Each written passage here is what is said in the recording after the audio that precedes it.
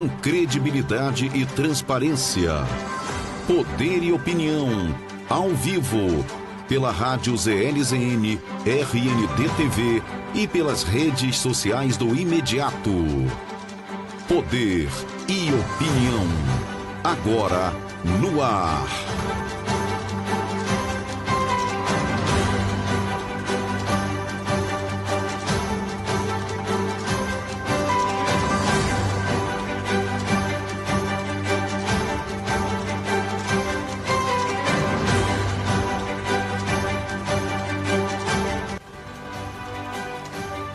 Muito bem, já estamos aqui ao vivo com o Poder e Opinião, a programação da RND TV, canal 38.1 e também na Rádio ZLZN Manaus. Hoje, terça-feira, 9 de julho, o ano é de 2024. A cidade de Manaus, neste momento, passa dos 30 graus, verão amazônico. Se você viu aí os noticiários nacionais, Sul, Sudeste, tem até friagem em Mato Grosso. Onde já se viu friagem em Mato Grosso? Porém, quando sobe no mapa, perto da linha do Equador, tudo laranja. Tudo, né, com o Hot Sun. Muito bem, tudo quente. Doutor Anderson, bom dia. Bom dia a todos aqueles que estão nos assistindo. Estamos aqui mais uma vez para debater os assuntos do momento que você só sabe na íntegra aqui no Poder e Opinião. Muito bem. Pablo Medeiros, tudo bem, Pablo? Bom dia, Jackson. Bom dia, doutor Anderson. Bom dia, telespectador. De volta, né? Pois Ontem eu estava no dentista, muito bem. mas hoje eu estou de volta. Mas é importante tudo isso, claro, não tenha dúvida. Manter aí o corpo sã, porque a mente também vai acompanhar. Com certeza. Acompanha. Aliás, Não é o contrário, né? É o contrário. Corpo são, mente sã, Como é que é? Não me lembro Mente mais. sana, corpore sano. Pronto. Pronto. Nesse sentido. Mente sã. Uma coisa corpo puxa a sano. outra, diga-se de passagem. Hoje é terça-feira, a gente está aí acompanhando, né, questão da reforma tributária, uma semana bem movimentada em Brasília. A gente sempre vai falar de reforma tributária pelo fato de nós estarmos inseridos nos incentivos fiscais. Para quem não entende, esses incentivos fiscais são aquelas anistias de tributos para que empresas possam se instalar aqui no Polo Industrial de Manaus, gerar emprego, renda e manter a floresta em pé com a sustentabilidade que há muito se luta para tentar levar esta compreensão para os grandes centros. Claro que dá para entender quando a temperatura foge do controle, quando há queimadas em outras regiões, quando o rio sobe o nível, a maré enche, enfim, quando há um desequilíbrio climático, aí dá para entender a necessidade de preservação e a necessidade não só de preservação, preservar o meio ambiente, mas também preservar o habitante dessa região, o amazônida, o caboclo, o ribeirinho, o cidadão amazônico. Que coisa! Mas os destaques de hoje, direto do Poder.com, com Pablo Medeiros. Vamos lá, hein? Vamos começar com uma notícia local.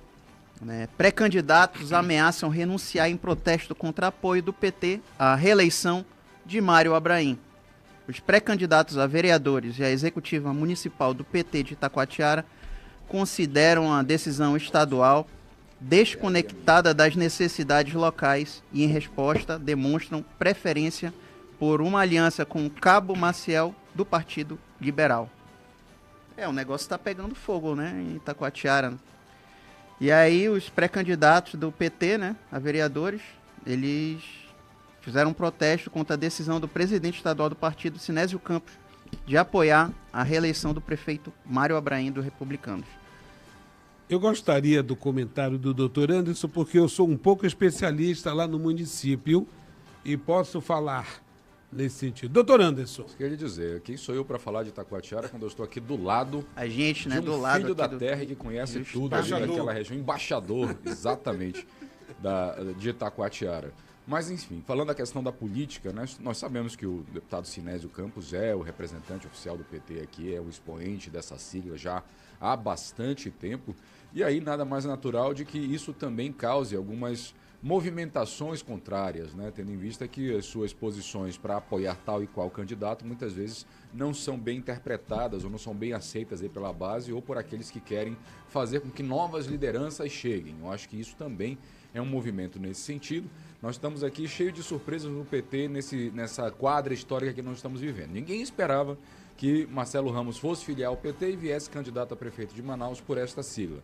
Ninguém esperava que, de repente, tivesse aí toda uma junção de fatores para, de repente, ele realmente se colocar nessa corrida de maneira mais contundente. E aí também eu acredito que ninguém esperava que situações como essa que nós estamos ouvindo aqui, de repente fossem acontecer em Itacoatiara, que normalmente tem ali as suas eleições no que diz respeito à sigla, já de maneira mais tranquila, né? Mas parece que agora há um distúrbio na força, como diriam aqueles que gostam do Guerra nas Estrelas, e tem que se verificar agora como é que isso vai ser resolvido. Se aqui pelo diretório local, ou se isso vai ter que ser resolvido lá em Brasília para saber quem realmente vai receber este apoio aí para levar adiante a sua eleição. Olha, em se tratando de Itacoatiara, essa é uma cisânia política que é desde da década de 80, quando o polo madeireiro ali era bem ativo. Existia o Sindicato dos Madeireiros, forte, inclusive com representatividade na Câmara, e que chegou já depois de muito tempo ao poder executivo, através do Antônio Peixoto, que por 2 vezes foi prefeito do município, né? Só que, nesse momento, né, parte dos partidos dessa polarização nacional que nós estamos vivenciando entre o PL e o PT, leia-se Lula e Bolsonaro, no território brasileiro todinho, muitos sonham, numa verticalização impossível de ocorrer nos mais de 5 mil municípios do interior. Numa eleição municipal, acordos locais é que são concretizados. Não tem como.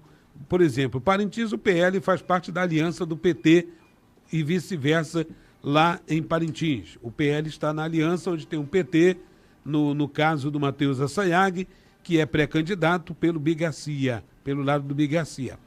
Aqui no município de Itacoatiara, não só o Mário Abraim, que é do Republicanos, que tem uma centro-esquerda na conjectura nacional, no caso Republicanos, poderia muito bem receber o PT, né?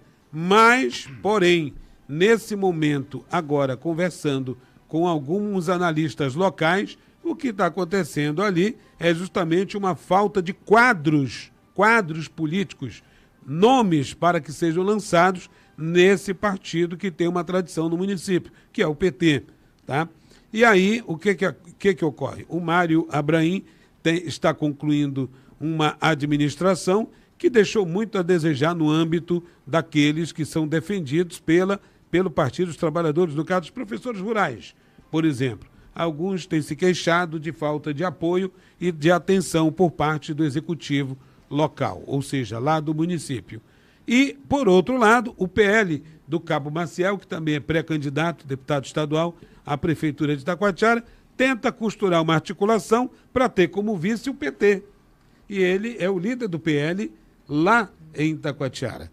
E pretende ter um vice do PT. Essas articulações giram em torno da vereadora Sheila Moreira, do PT, que é muito ativa na zona rural do município, né? E é primeira suplente do senador Omar Aziz, do PSD. Observe toda a engenharia do PT, do PL e do Republicanos nessa questão de articulação política. Eu só sei que o prazo é até o dia 5 de agosto. Dia 20 de julho iniciam as convenções partidárias no Brasil todo para se definir quem será quem de vice nessas eleições. Não se assuste, não se surpreenda, não fique indignado com nomes que devem aparecer em cima do palanque, porque desde que um dos maiores críticos de Lula tornou-se vice-presidente, falo de Geraldo Alckmin, eu acredito que essa tudo pode acontecer, tudo né? pode acontecer, e essa verticalização é algo pura oratória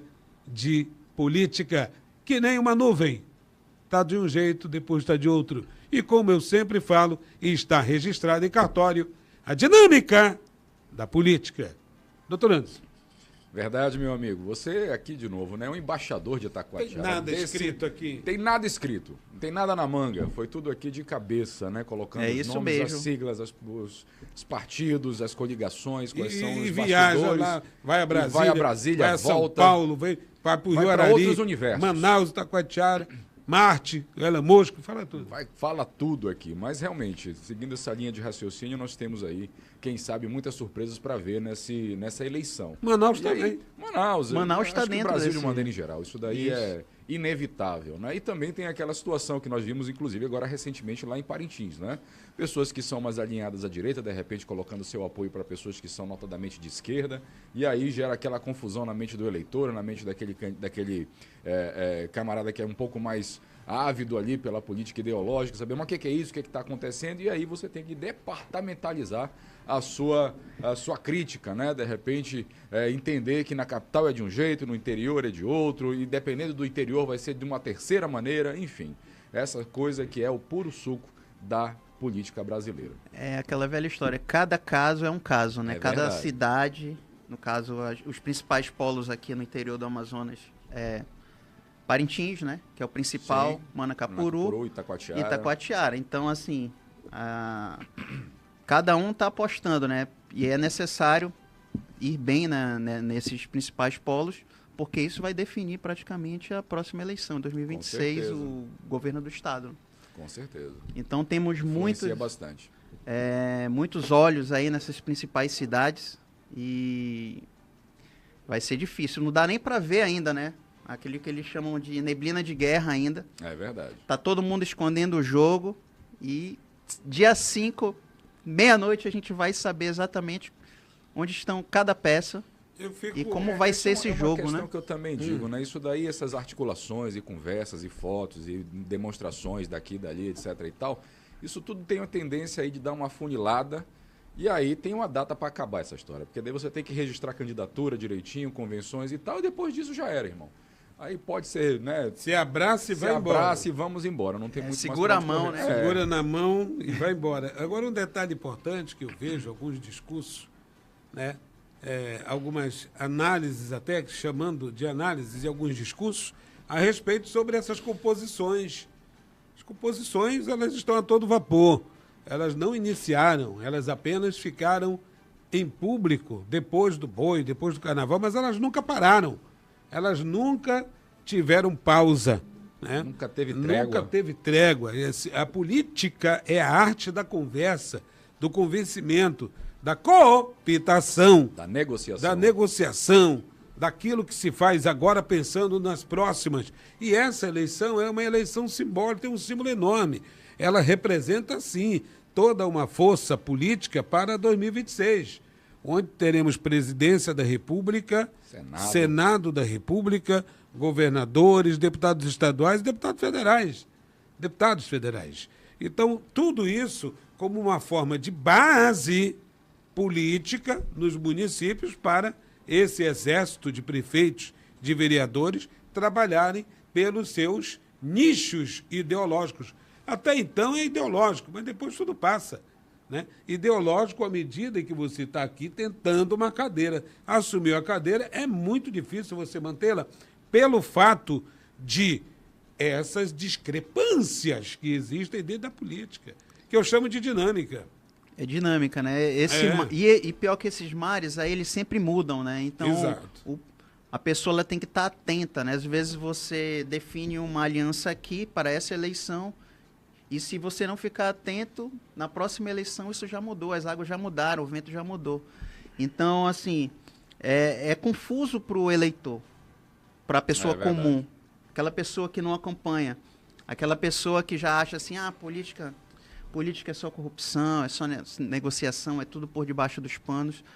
Mas eu creio que, agora, por exemplo, eu digo por experiência pessoal, eu estar sentado aqui nessa bancada e acompanhar tudo isso. E eu entendo realmente a importância disso. A importância da gente vociferar e dizer aqui a nossa opinião e tentar desfazer esse emaranhado, esse nó aqui para o telespectador. O que não pode haver, na minha opinião, isso é só uma opinião. Aqui é poder e opinião. Exatamente. O que não pode haver é paixão ardente, exacerbada, louca por personagens Cega. políticos. Não pode haver, sabe? Isso atrapalha o raciocínio, entendeu? Comparações atrapalham o raciocínio. Comparações de um para o outro, totalmente, na minha opinião, algo que impede o avanço de uma sociedade. É preciso lutar por algo que possa ser concreto. Concreto. Né? E muita gente hoje ainda acredita em personagens, sabe? E isso tem sido algo de muito atraso no cenário político. Desde a redemocratização, ainda há essa paixão por personagens, não entendendo o contexto ainda político, de como funciona. A gente discute, debate, mas a decisão são dos 513 deputados e dos 81 senadores, que, em qualidade até duvidosa, estão lá. Estão lá decidindo o destino de uma nação de mais de 200 milhões de habitantes. Verdade.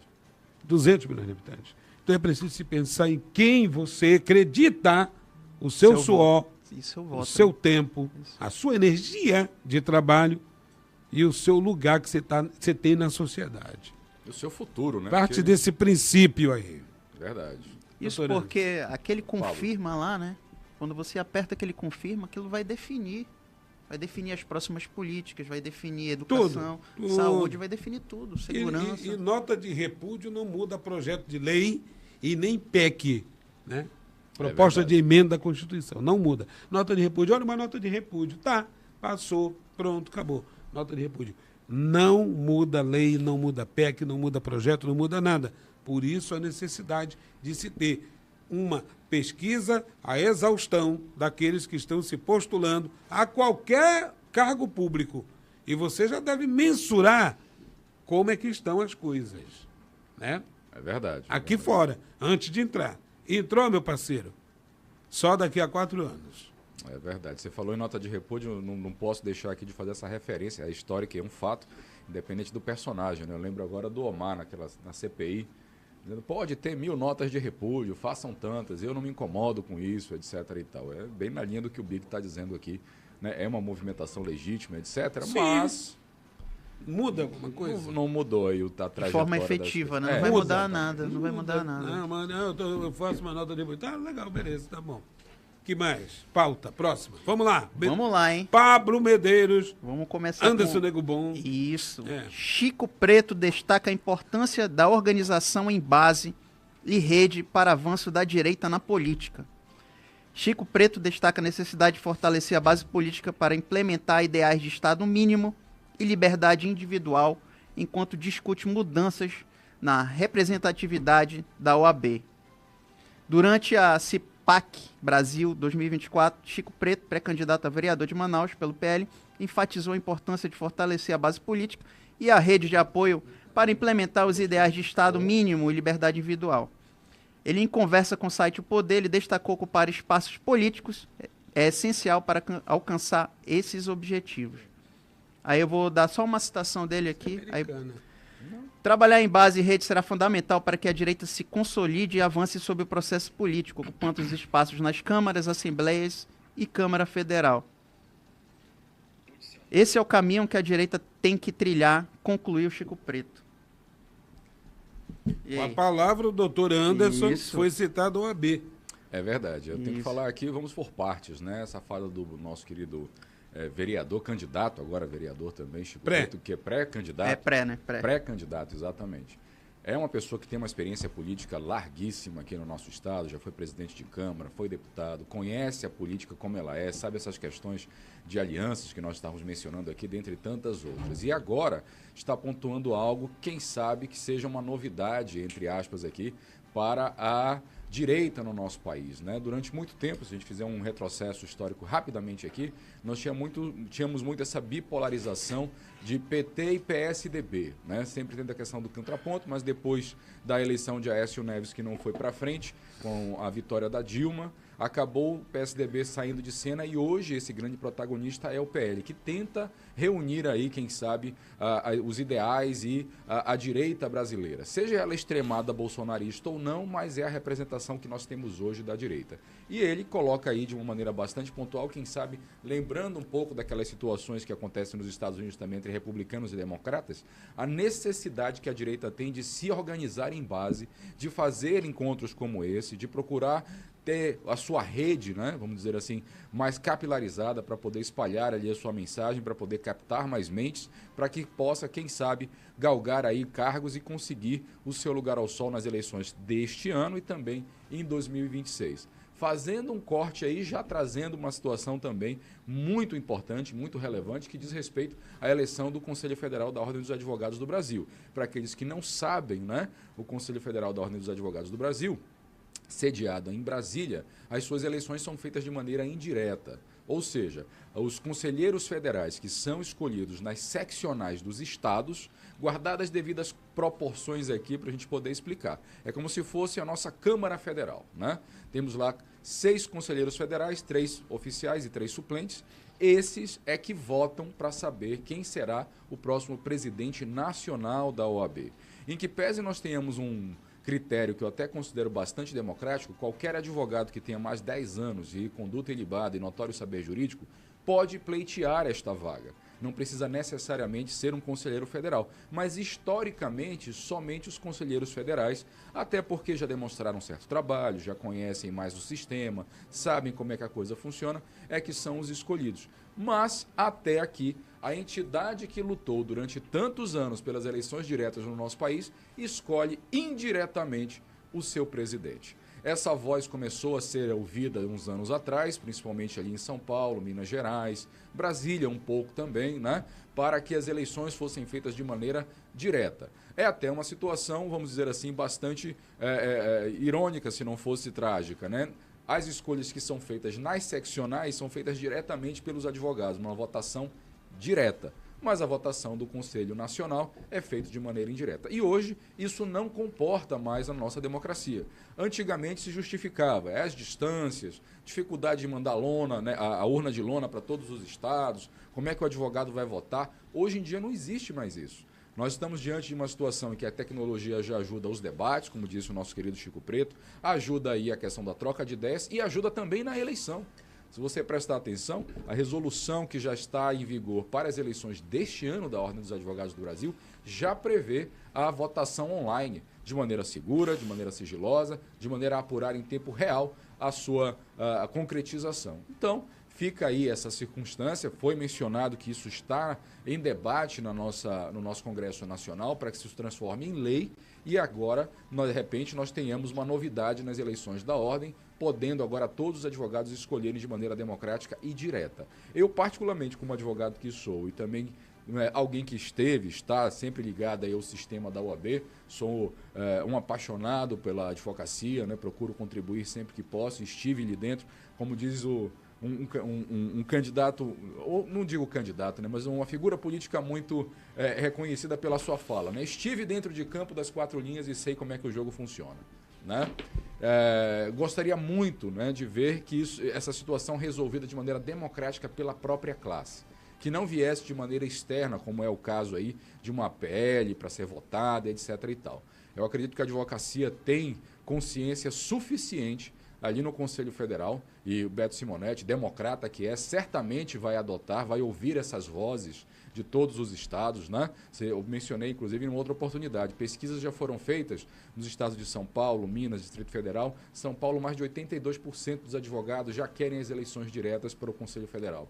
Minas não é diferente. Se a gente fizer uma pesquisa aqui no Amazonas, eu acredito que não vai sair também tanta diferença assim. Já ia perguntar. Eu acredito que... Inclusive, eu estou até me arvorando, Big, se possível for, deixar aqui esse desafio, né? Vamos, de repente, colocar aqui no programa, aquele linkzinho lá, uma enquete, opine, para a gente saber o que o Amazonas pensa. Mas a voz dos corredores dos fóruns diz que é positiva no sentido de nós termos a capacidade de escolher diretamente o nosso representante. Eu acredito que o presidente nacional hoje, o Beto Simonetti, democrata que é, vai ouvir essas vozes e, acredito eu, vai colocar essa mudança em prática já para essas eleições, né? Tá feito aqui o desafio. Qual é o mês da eleição? O mês da eleição das seccionais é na segunda quinzena de novembro. Então nós temos a eleição municipal no início de outubro, em resolvendo tudo aí no primeiro turno, no nosso caso aqui, no início de novembro está em campanha para a OAB e na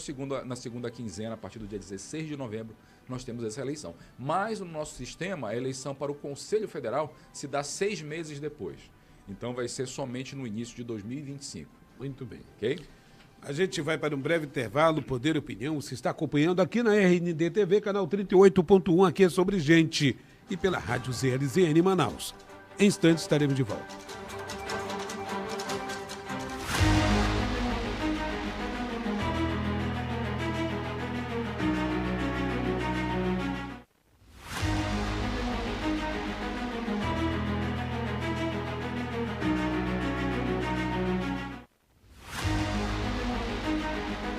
Somos a RND TV, canal 38.1. Fazemos parte da Rede Norte Digital, de onde fazem parte também a Rádio ZLZN e o imediatoonline.com.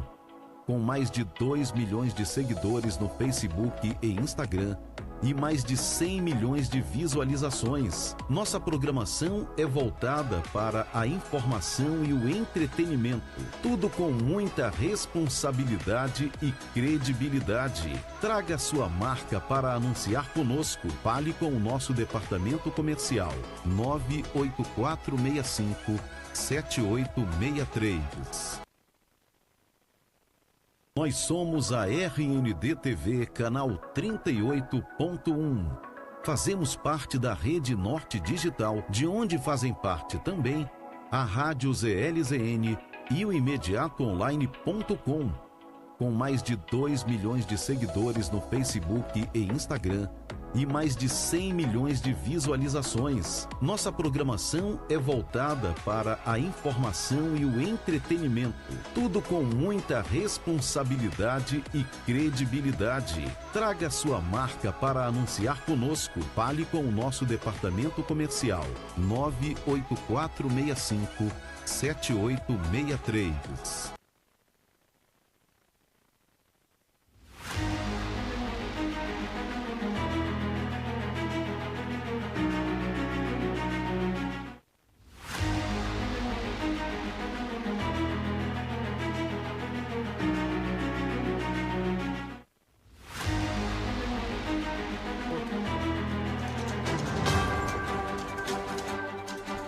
Já estamos ao vivo de volta aqui na RND TV, canal 38.1 e também na sua rádio ZLZN Manaus. Maravilha, hoje é terça-feira, hein? Semana tá correndo. Ontem a Universidade do Estado do Amazonas divulgou editais do vestibular 2024, acesso 2025 e CIS da UEA foram divulgados ontem. Aliás, essa divulgação ela é para aqueles que estão aí se preparando para o vestibular da Universidade do Estado do Amazonas, né? Uma forma de adentrar a graduação de uma das universidades mais conceituadas do país, é a quinta multicamp do país.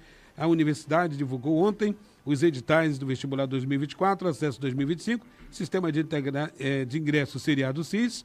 No total, serão oferecidas 3.954 vagas, sendo 2.313 pelo CIS e 1.641 pelo vestibular. As inscrições terão início no dia 29 de julho e vão até às 17 horas, horário Manaus, do dia 29 de agosto. Esta será a primeira edição do vestibular e CIS, estabelecida pela Lei número 6.898, de maio deste ano, que regula as vagas oferecidas em concursos de vestibulares da UEA, com 50% das vagas destinadas a alunos do Estado. Aquela situação das cotas que foram, inclusive, parar no STF, doutor Anderson. Exatamente. Nós tivemos uma decisão aí da Justiça Federal aqui no nosso Estado, que acabou prejudicando, vamos dizer assim, vários dos alunos que estavam ali já prestando o seu concurso vestibular ou almejando o concurso vestibular, na questão das cotas que foram colocadas aqui para os alunos do nosso estado, que vieram do interior, do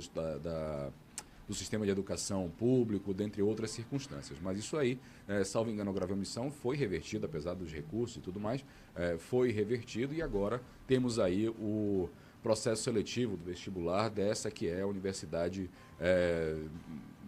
maior, né, vamos dizer assim, da nossa região aqui, o símbolo educacional que nós temos e um legado, diga-se de passagem, acredito eu, posso até me arvorar a dizer isso, imortal do saudoso governador Amazonino Mendes, né? Todos eles que passam por lá realmente reconhecem essa situação que foi um marco que muda a vida de muitas pessoas aqui no nosso estado. Muito bem, Pablo. Aliás, a UEA tem um dos cursos mais desejados, que é o de medicina. Isso, né? Foi o meu primeiro vestibular. Seguido, conta essa história pra gente. Foi o meu Vamos primeiro lá. vestibular. Foi o primeiro ano da UEA. E, se eu não me engano, foi feito até pela FGV. FGV. Foi FGV e foi o meu primeiro vestibular. Minha primeira experiência com vestibular no ano, acho que foi 2000, 2001, por aí. E aí, né, eu não consegui, né? Eu ainda, quase que eu ia fazendo pelo interior, né? E aí eu não consegui lá e... Mas tá vivo, pode realizar o teu sonho. Isso mesmo. Eu tenho a máxima, eu acordei hoje, né, por volta de 15 para as 3 da manhã, e li uma mensagem do Anthony Hopkins. Anthony Hopkins, ator consagrado e tal, mundialmente conhecido. A vida não é uma corrida, a vida é uma maratona. Você só perde se você desistir. Bacana. Decorei isso. É isso mesmo. Verdade, Achei bacana. muito bacana isso. Não é uma corrida, não precisa ser afoito, querer chegar logo. É uma maratona. Você vai lá, se você desistir, você perde. Eu achei muito bacana. Na verdade, você então, só perde Anthony se Hopkins. desistir, né? Você só perde se desistir. Pronto. Né? Cada um tem a sua montanha para escalar. Exatamente. Mais destaques do site opoder.com, Pablo Medeiros. Vamos lá, hein? Mais uma aqui. Moraes retira sigilo e dá 15 dias para PGR denunciar Bolsonaro. Ministro considerou que, com o relatório da Polícia Federal, não persiste razão para sigilo. O ministro Alexandre de Moraes, do Supremo Tribunal Federal, retirou nesta segunda-feira, 8, o sigilo do caso das joias. Determinou que seja garantido o acesso integral aos advogados regularmente constituídos pelas partes e abriu vistas para análise da PGR, Procuradoria-Geral da República, no prazo de 15 dias, nos termos do artigo 46 do Código de Processo Penal. Uma pergunta ao doutor Anderson, professor do Direito Constitucional. Todo esse trâmite é jurídico, político ou é político-jurídico? Pô, é uma pergunta. Agora foi uma pergunta. É uma pergunta. Parece aquele comercial das bisnagas, né? É gostoso porque é fofinho ou é fofinho porque é gostoso, né? É um pouco de tudo aí. Vamos por partes, né? Alexandre de Moraes, todo mundo sabe, né? Ele tem aí as suas decisões sempre criticadas ou, enfim, comentadas no Brasil afora e também a metodologia com que ele utiliza para fazer com que a justiça acabe sendo realizada ou não. Aí nós temos algumas circunstâncias, né? Que podem ser também interpretadas de cunho político. A questão do sigilo dos processos, eles se devem a situações bastante pontuais e específicas e que são previstas em lei. Se de alguma maneira aquilo que está sendo investigado, né, vai ser ali objeto de grande comoção, ou se eventualmente existe aí a possibilidade do réu se evadir, ou de as provas serem destruídas, ou de repente as testemunhas serem ameaçadas, coisas dessa natureza, é normal, é natural do processo que ele seja feito de maneira sigilosa, né? Até para preservar a figura do... não posso chamá-lo de réu ainda porque o processo ainda não foi iniciado criminalmente falando, né? Mas do indiciado, do investigado. Vai que depois de toda essa devassa chega-se ao final que realmente não havia aí nenhuma situação concreta que levasse aquela pessoa a responder criminalmente. Daí a devassa da vida dele já foi feita. Então, por conta disso, coloca-se ali a situação do sigilo. Ao você retirar o sigilo numa situação desta natureza, aí é uma opinião já minha, né? Existe uma situação de amor e ódio entre Bolsonaro e o presidente do STF, não, o ministro Alexandre de Moraes. Ele pode ter levantado aí o sigilo dos processos justamente para criar, quem sabe, entre aspas aqui, um certo constrangimento, dizendo, olha, tá vendo aqui, tá respondendo por isso, etc. e tal, colocando essa situação na conta do livre acesso aos autos, o amplo acesso aos autos que os advogados têm desde sempre, mesmo sigiloso, o processo que ter, né? E que infelizmente não estava acontecendo até este momento. Outra situação que me chama muito a atenção é essa questão de ter enviado para a PGR, para a Procuradoria-Geral da República, o Ministério Público, que é o dono da ação criminal, essa determinação de apresentar denúncia em 15 dias. Como eu acabei de mencionar aqui, o dono da ação penal, constitucionalmente falando, dentro do nosso sistema processual penal, é o Ministério Público. Ele pode entender por não denunciar. Então, a magistratura, em que pese tem a sua importância, relevância, decisão, ela não pode forçar ou determinar ou mandar que o promotor apresente ali a peça de acusação. Ele encaminha ali o processo, encaminha os autos, encaminha ali o que foi levantado pela Polícia Federal para análise e, se o Ministério Público assim entender, apresentar a denúncia de acordo com o que entende que tenha tido de crime naquela circunstância. E não obedecendo uma determinação do judiciário. Senão, fica uma situação bastante incômoda, né? O mesmo órgão que vai julgar é o que determina o que vai ser julgado e o que deve ser feito. Não é por aí. O ministro Alexandre de Moraes é oriundo do Ministério Público, foi promotor de justiça em São Paulo, foi secretário de Segurança Pública desse mesmo estado, muito obrigado. Conhece o processo, não é possível que não conheça o processo penal, não sabe como a coisa funciona, e aí causa uma certa estranheza. Não sei o teor de como foi feito esse despacho, mas causa estranheza essa situação de mandou para a PGR determinando a apresentação de denúncia num prazo de 15 dias. Se não apresentar, por hipótese, qual seria, eventualmente, aí uma penalidade que seria aplicada ao Procurador-Geral da República? Não tem como, aí, não há, aí não tem que existe. tem que abrir a cabeça do Alexandre de Moraes. Pois alguém tem que explicar para ele como é que funciona o processo. Eu acho que tem muita Ele celeridade sabe nisso ou não? Pois é a tal Tá coisa. fora do padrão isso aí. Você falou uma coisa aí do Anthony Hopkins, eu lembro nas minhas aulas de penal com o saudoso e também pré-candidato a vereador Félix Valois, né? Sim. Ele sempre diz o seguinte, né? Os benefícios da lei para os amigos e os rigores da lei para os inimigos, né? Então, nessa situação, quando você é da advocacia e você vê que o processo está andando muito rápido para um determinado caminho, é porque alguma coisa há ali, existe algum interesse, alguma situação, etc. Não que isso não seja incomum, é capaz até de acontecer, mas naturalmente as coisas levam tempo. E aí você vê algo que Cabe recurso, vai ser discutido, etc. E quando você vê uma coisa que tem uma celeridade tal, parece que você está querendo julgar isso de maneira imediata, o mais rápido possível, alguma situação existe. Causa estranheza. Causa uma certa estranheza. Pelo cargo ocupado também pelo Bolsonaro. Ex-presidente da República, volta e meia critica a alta corte em eventos. Né? Tem um pouco e aí disso ele também. provoca um pouco também.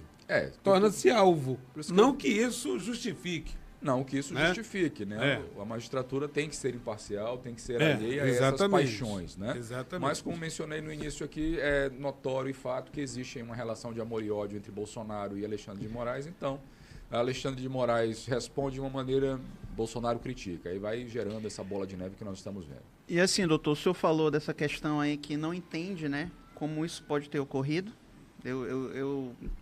Eu entendo como o senhor fraseia, né? Com cuidado, que a gente sabe o mundo que a gente vive. E aí eu penso assim, nas pessoas de 8 de janeiro, Sim. né? Toda aquela questão que houve, né? Dos processos dele, como eles foram julgados. E aí também eu penso agora, aquelas contas das redes sociais que foram bloqueadas de uma certa maneira que causa estranheza, dentro do sigilo, né, que foi pedido e que foi vazado de maneira bastante inteligente pelo Elon Musk, né? Ele apenas ele recebeu um pedido da Comissão Jurídica, né, do Congresso americano e a gente realmente pôde ter acesso a essas informações do jeito que o processo correu, que aqui no Brasil corria em sigilo. E aí, assim, falando nisso nas contas, tudo bem, são brasileiros, teoricamente, crimes cometidos dentro do Brasil. Houve uma conta de direita que foi bloqueada, não sei se vocês têm conhecimento disso, uma conta argentina. Olha só. Que foi bloqueada no Brasil, né? E aí a gente entende a maneira que eles estão querendo levar as coisas, né? A gente entende toda aquela situação de territorialidade, né? Sim. Do crime, de tudo isso. Eu penso assim, o senhor acha que há alguma saída para isso? Olha, assim, eu entendo que gera insegurança jurídica, né? E aí a gente pensa nos nossos direitos e na nossa Carta Magna. o senhor acha que a gente consegue ter uma saída para todas essas situações? Olha, assim, se a gente pega um retrospecto histórico e coloca aqui no papel que nós somos uma nação que passou por diversas situações, como na década de 60, 70, até a abertura em 80, né? Um regime de exceção. Alguns chamam de ditadura, outros dizem que não houve e tal, mas todos concordamos que houve um regime de exceção na democracia brasileira nesse instante. Depois uma abertura com hiperinflação, depois uma situação de nivelamento econômico, depois questões sociais que foram levadas a efeito e que tiveram que ser endereçadas para que a gente pudesse ter a realidade que nós temos hoje, né?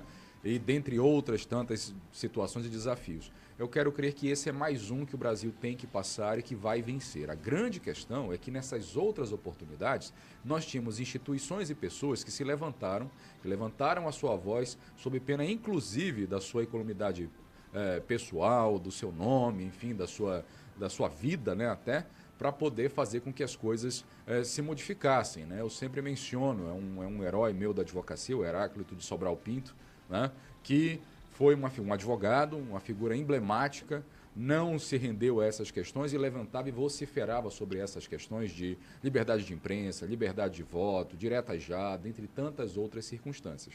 Hoje, se você olha para o espectro político jurídico, quem que você encontra se levantando e falando diretamente, desapaixonadamente, como é o caso aí de alguns políticos de vez em quando colocam já de maneira extremada, né? Tem que prender o juiz, tem que fazer não sei o quê. Não é por aí. Mas quem que você encontra sendo uma voz mais centrada, debatendo o assunto, procurando colocar essas questões, levantando essa análise? Isso, no meu modesto entender, seria o papel da Ordem dos Advogados do Brasil, que infelizmente, nessa quadra histórica, está em silêncio. Né? Você mencionou a questão do 8 de janeiro. Veio-se começar a falar sobre isso agora. O 8 de janeiro já tem aí bastante tempo, pessoas já foram julgadas, advogados não tiveram acesso a processo, advogados não puderam ter prerrogativas aí obedecidas, o direito de sustentação oral foi uma discussão muito grande, advogado colocando caixa de som, fazendo sustentação oral do lado de fora do STF, porque os ministros não queriam ouvir. Enfim, uma série de circunstâncias. Eu acredito que agora, e aí já pega um pouco daquilo que a gente conversou no início aqui, falando de CEPAC, falando de Conselho Federal da Ordem, dentre tantas outras circunstâncias.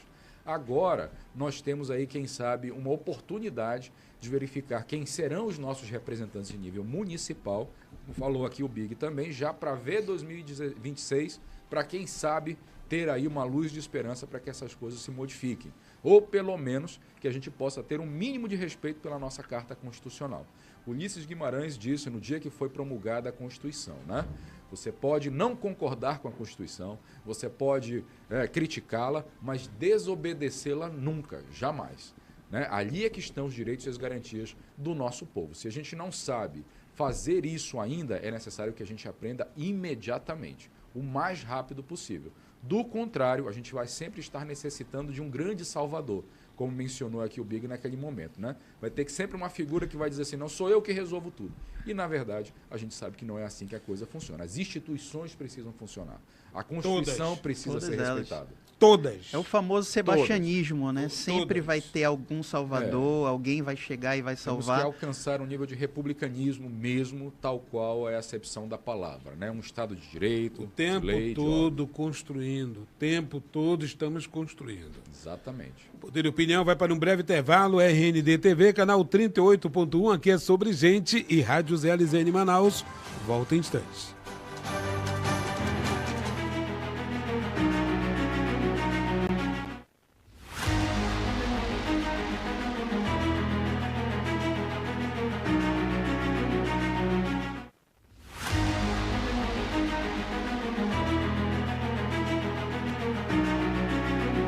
Somos a RND TV, canal 38.1. Fazemos parte da Rede Norte Digital, de onde fazem parte também a Rádio ZLZN e o imediatoonline.com. Com mais de 2 milhões de seguidores no Facebook e Instagram e mais de 100 milhões de visualizações. Nossa programação é voltada para a informação e o entretenimento. Tudo com muita responsabilidade e credibilidade. Traga sua marca para anunciar conosco. Fale com o nosso departamento comercial 98465 7863. Nós somos a RND TV, canal 38.1. Fazemos parte da Rede Norte Digital, de onde fazem parte também a Rádio ZLZN e o imediatoonline.com. Com mais de 2 milhões de seguidores no Facebook e Instagram e mais de 100 milhões de visualizações. Nossa programação é voltada para a informação e o entretenimento. Tudo com muita responsabilidade e credibilidade. Traga sua marca para anunciar conosco. Fale com o nosso departamento comercial 98465 7863.